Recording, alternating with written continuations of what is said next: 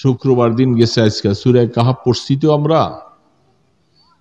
বাবা সূরা কাহাফ পড়নেওয়ালা আছেন এখানে কয়জন আছেন দেখি পুরা মজমার মধ্যে এই অল্প কয়েকজন অনেকের খবর নেই আজকে যে শুক্রবার সূরা কাহাফ পড়ার দরকার ছিল এটা অনেকে মনেই নেই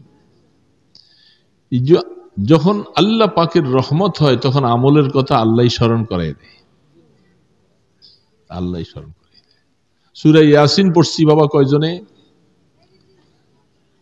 মাশাআল্লাহ তাও সংখ্যা বেশি না সবার পড়া দরকার ছিল আল্লাহর হাবিব ফরমান আমার মনে চায় আমার উম্মতের সকলের সিনার মধ্যে যেন সূরা ইয়াসিনটা থাকে রাসূল বলছেন আমার মনে চায় আর যারা আমরা সূরা কোরআন শরীফ শিখতে পারি নাই ছোটবেলায় পড়ি নাই মা বাবা হয়তো চেষ্টা করছে আমি পড়ি নাই আমি কোরআন শরীফ পড়তে জানি না এরকম লোক এখানে আসি না আপনি সূরা ইয়াসিন পড়তে পারেন না আল্লাহু আকবার এক খতম সূরা ইয়াসিন পড়লে 10 খতমের সওয়াব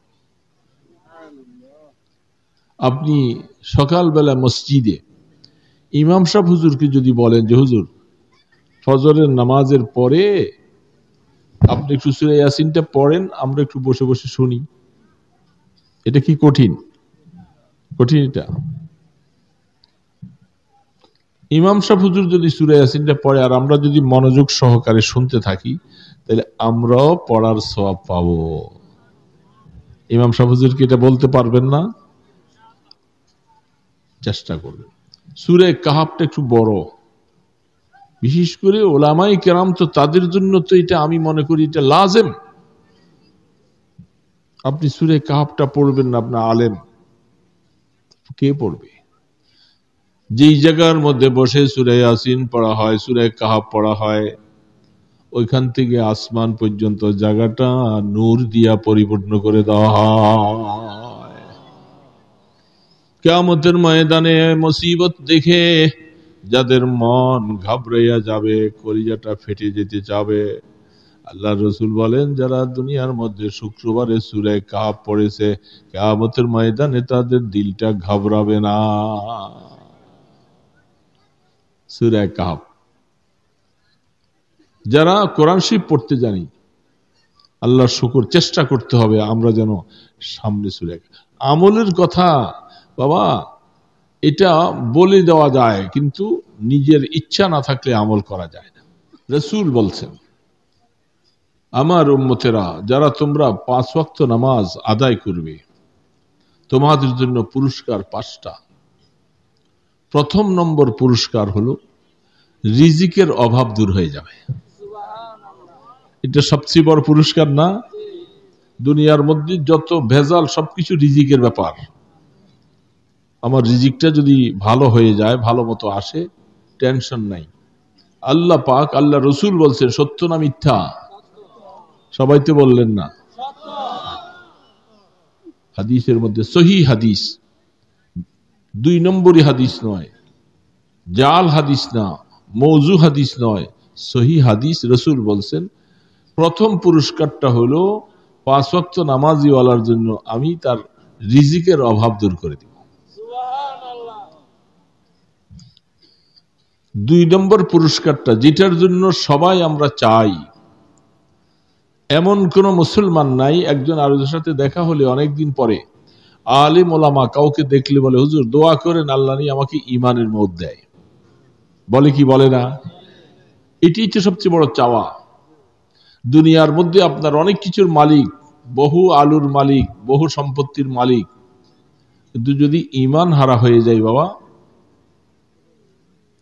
অবস্থা খুব খারাপ এই সম্পত্তির 2 পয়সাও দাম হবে না এগুলি সব রেখে গেছি দুনিয়ার মধ্যে ছেলে পেলেরা পাবে এই জন্য আল্লাহর হাবিব ফরমান যারা 5 ওয়াক্ত নামাজি হবে তাদের দ্বিতীয় পুরস্কার হলো মওতের সময় আল্লাহ তাদেরকে ঈমানের মওত দিবেন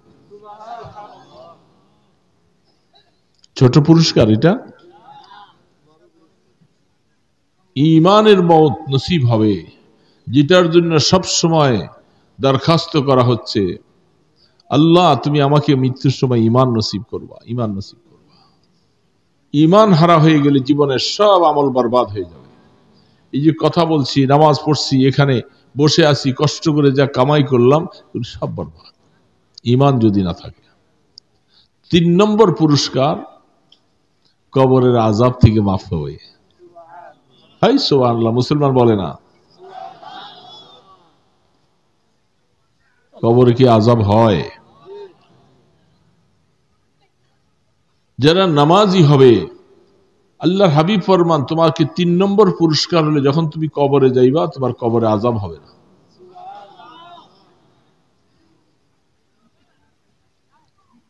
চতুর্থ নম্বর পুরস্কার, আমল নামাটা কিয়ামতের ময়দানে ডান হাতে দেওয়া হবে। সুবহানাল্লাহ। ওয়া আম্মা মান উতিয়া কিতাবাহু বিয়ামিনিহি ফাসাউফা ইউহাসাবু হিসাবান ইয়াসীরা। আল্লাহ পাক বলতেছেন কোরআন শরীফে, কিয়ামতের ময়দানে আমল নামা যার ডান হাতে আসবে। কোন হাতে বাবা? ডান হাতে। আমল নামা ডান হাতে আসবে। আল্লাহ পাক বলেন তাদের হিসাবে কোনো কড়াকড়ি নেই, সহজ। আমল নামা ডান হাতে আসে আর বলবে যে বান্দা তুমি যাও, ফুলসরাতে উঠো, ফুলসরাতে উঠো, জান্নাতে চলে যাও। আমল নামা ডান হাতে। আল্লাহ না করুক যদি আমল নামা বাম হাতে আসে, আল্লাহু আকবার, সেদিনের চিন্তা চিৎকার, ময়দানে হাসর ফেটে যাবে। দোস্ত, এখন তো এখানে বসেছি, কত মানুষ, কত বন্ধু মুসিবতে পড়লে দৌড়ে আসে। আল্লাহ না করুক যদি আমল নামাটা বাম হাতে আসে, বলা হবে ইকরা কিতাবাক, এই বেটা দুনিয়ার মধ্যে যে কি করছো আমল নামা পড়ো। সে বলবে যে আল্লাহ আমি তো পড়তে পারি না। কঠিন ভাবে আমল নামা পড়বি কি করে, পড়ার মতো অবস্থা নেই, সওয়াব নেই। বাম হাতে আমল নামা আসবে, কোন কোন রাওয়ায়াতে আসে তার পিছন থেকে আমল নামা পড়বে, চেহারা সামনে হাত পিছে, পড়বে কেমনে, গর্দানটা মটকায় ভাইয়া দিবে, দিয়ে বলছে এই নাফরমান পড়, যাবি কোথায়? ইকরা কিতাবাক কাফা বিনাফসিকা আল-ইয়াওমা আলাইকা হাসিবা। আজকে তোমার আমল নামায় তোমাকে বলবে যে তুমি কি জান্নাতি না জাহান্নামী, পড়ো। দোস্ত, কবরের কথা মনে রাখো। লম্বা লম্বা ওয়াজ অনেক আছে। আল্লাহর হাবিব ফরমান তুমি 5 ওয়াক্ত নামাজি হও, তোমার 5ম নম্বর পুরস্কার হলো তোমার আল্লাহ পাক বিনা হিসাবে তোমাকে জান্নাতে পাঠিয়ে দিবে। হাদিস শরীফের মধ্যে আল্লাহ রাসূল বলেন, পুলসেরাত নাম তো আমরা সবাই শুনছি, কি বলে শুনি নাই? পোল, ব্রিজ, সাঁকু, 30,000 বৎসরের রাস্তা। আখিরাতের একদিন দুনিয়ার 1000 বৎসর। দুনিয়ার 1000 বৎসরে আখিরাতে এইরকম 30,000 বৎসরের রাস্তা। দোস্ত, আমি তো বলতেছি আপনাদেরকে শোনাইতেছি, আমার নিজের কলিজা থরথর করে কাঁপে। কি হবে সেদিন? এবং এমন কোন মানুষ নাই যে তাকে পুলসেরাত উঠা ছাড়া থাকতে পারবে। এটা উঠানো লাগবে, মুসলমান বলেন, হিন্দু বলেন, কাফের বলেন, বৌদ্ধ বলেন, নবী বলেন, উম্মত বলেন, সবাইকে পুলসেরাতে উঠা লাগবে। এটা উঠা ছাড়া, কারণ পুলসেরাতের এক মাথা হলো ময়দানে হাসরে, আরেক মাথা হলো জান্নাতের গোড়ায়। এখন জান্নাতে যাইতে হলে পুলসেরাত ছাড়া ভিন্ন কোনো বিকল্প পথ নেই। আর এটার নিচে জাহান্নাম, ধাউ ধাউ করে 70,000 জিঞ্জির দিয়া জাহান্নামকে বেঁধে রাখা হয়েছে। জাহান্নাম তর্জন গর্জন করবে, তার আওয়াজে কলিজাটা ফেটে যেতে চাবে। জাহান্নাম বলবে হাল মিম মাজিদ, হাল মিম মাজিদ, আল্লাহ আমার ক্ষুধা নিবারণ করো, তুমি না বলছো আমাকে খাওয়াইবা, আমার ক্ষুধা দিবা। কাফের মুশরিক বেঈমান যত আছে তারা সবাই জাহান্নামে যাবে। যখন পুলসেরাতে উঠতে যাবে, বাস জাহান্নাম হ্যান্ডকাপ লেগে যাবে, জাহান্নাম ফেলে আর পার হওয়া সম্ভব হবে না।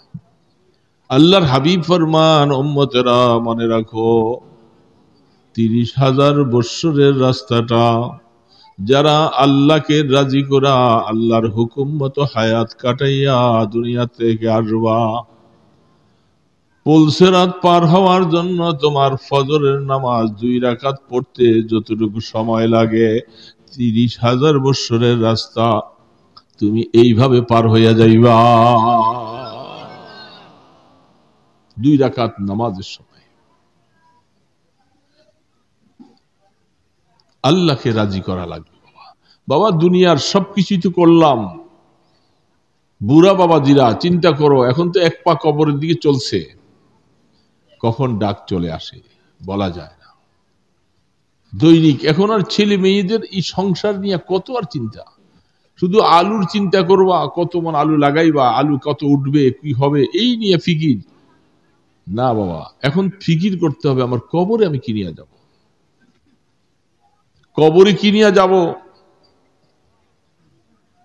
সেইখানে কেউ নেই।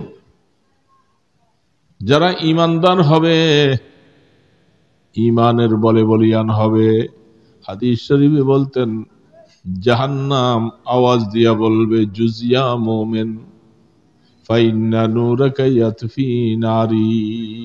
এ মুমিন, তোমার ঈমানের নূরের প্রকাশে আমার আগুনটা নিভে যায় মনে হয়, তুমি পুলসিরাত তাড়াতাড়ি পার হয়ে যাও। তোমার ঈমানের নূরের পাওয়ার এত বেশি। ঈমানের নূর অনেক বড় মোবারক জিনিস বাবা। হাদিসের মধ্যে আসছেন, বুখারীতে রওয়ায়াত আসছেন, কিয়ামতের ময়দানে আল্লাহু আকবার, আল্লাহ রাসূল বলতেছিলেন, আমি কিয়ামতের ময়দানে উম্মতের জন্য সুপারিশ করব। উম্মতের জন্য কি করব?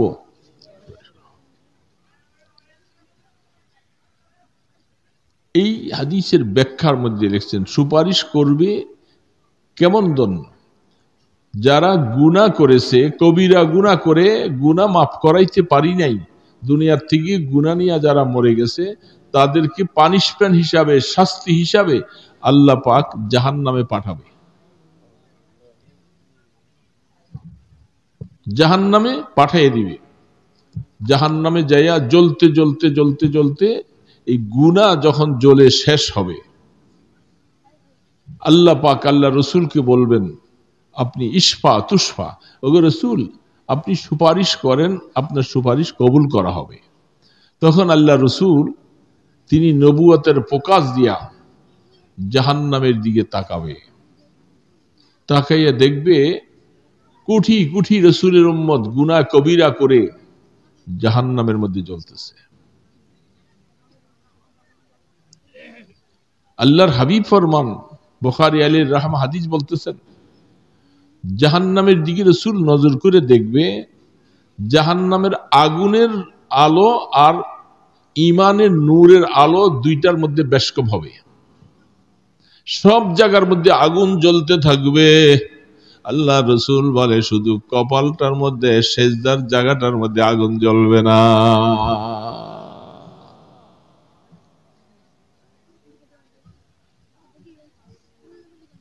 সেজদা, ওই যে গুনাহ কবিরা করেছি, সেজদাও করেছি। আল্লাহর হাবিব ফরমান, জাহান্নামের আগুন সব জায়গায় জ্বলতে থাকবে। যেহেতু কপাল দিয়ে আল্লাহকে সেজদা করেছে, এই আমার খাদেমরা শালটা নিয়ে আসো, ঠান্ডা লাগতেছে। তাহলে সেজদাটা বুঝেন, সেজদার দাম কত। সেজদা দিয়েছি দেখি বিধায় আল্লাহ পাক কিয়ামতের ময়দানে জাহান্নামে ফেলে দেওয়ার পরেও যে কপাল দিয়ে সেজদা দিয়েছিলাম, কপালে আগুন লাগবে না। সীমাহুম ফি ওয়ুজুহিহিম মিন আসারিস সুজুদ। আল্লাহ রাব্বুল আলামিন বলেন, এ বান্দা, তুমি যে সেজদা দিতেছ, তোমার এই সেজদার নিদর্শনটা দুনিয়ার মধ্যেও আছে, তোমার চেহারায় ফুটে উঠবে। যারা আল্লাহকে সেজদা দেন, এই সেজদাটা নূর আল্লাহ পাক চেহারার মধ্যে ফুটায় দেয়, এবং এই নূর থেকে এটা তার কলবের মধ্যে যে কলবকে নূরান্বিত করে।